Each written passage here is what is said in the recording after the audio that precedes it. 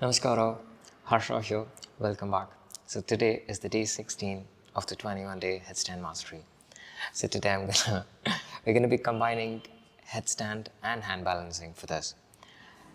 In my last practice video, I showed you how to practice Pindasana in Shirshasana. That's the fetus posture in the headstand.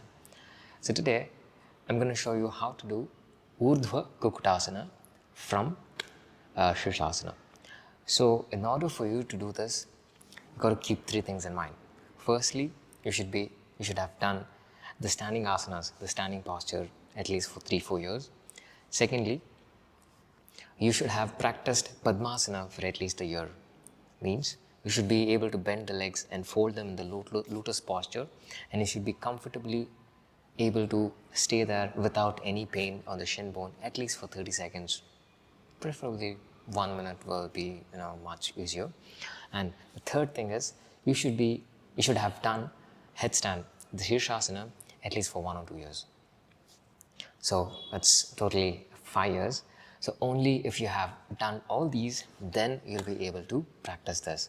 This is definitely not for the beginners. This is for those individuals who've been practicing, but the standing asanas, the sitting asanas, and the headstand for quite some time. This is only for those individuals who've been practicing all these three, but they just didn't know what to do next. This is for those individuals. As I mentioned it earlier, this is strictly not for the beginners. So let's see how to do Urdhva Padmasana in Pindasana.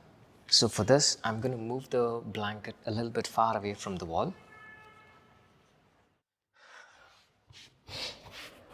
So I make sure the blanket is exactly the way it has to be. I interlock the fingers, I place it on the mat. I lift the knees, I walk in. First I come up, and then from here, I bend the leg, then I let go of the palm. So now, from here, I'm gonna drop the shin bone.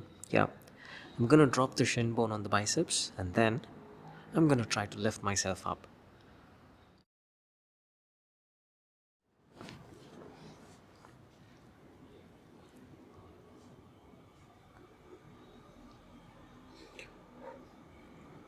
So this is Urdhva Padmasana in Shirshasana.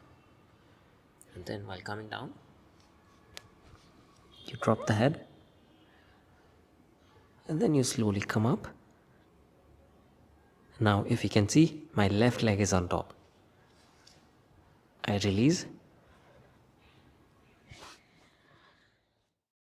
I come down, I interlock the fingers, I rest the head, I slow down the breath. You slowly come up. So, as you saw, my left leg was on top, and then I came up in Urdhva Padmasana. Now, I'm going to keep my right leg on top. That is nothing but I'm interchanging the position of the legs which is in Padmasana. Okay? I interlock the fingers, I place it on the mat. I place the crown of the head. I walk in, I lift the legs up. So from here, first I'm going to bend the left leg and then place the right leg on top.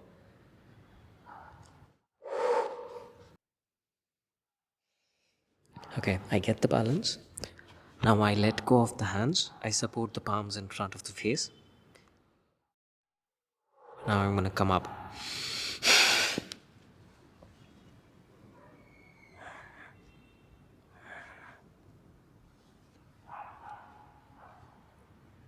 So you stay here for a few seconds and then you drop down.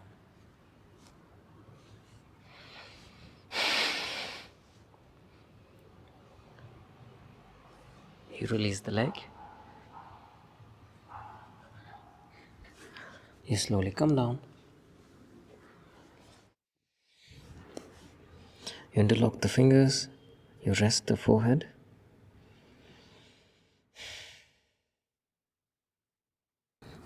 Slow down the breath and then you come up. So this is very difficult, okay? This is what we call as Urdhva Kukutasana in Shirshasana.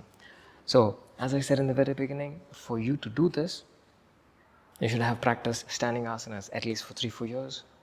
You should be able to sit in Padmasana, the lotus posture without any discomfort, at least for 2 minutes. And then we should have mastered the first 10 different variations of headstand. And you should be able to practice at least, all of them for at least 5 minutes without any break. This is definitely not for beginners. I honestly suggest you guys not to try this at all. And there's nothing to be disheartened. Don't feel low just because you're not able to do this. This usually comes in the 7th or the 8th year of practice. So even for me, it took those many number of years. So there's nothing to break your head about. But now you know how to go about this. I'm teaching you systematically, starting from the very first variation. And now we are in the day, day 15. So it takes time, We may be ahead in a number of days, but you're seeing and practicing this for the first time. Give it some time.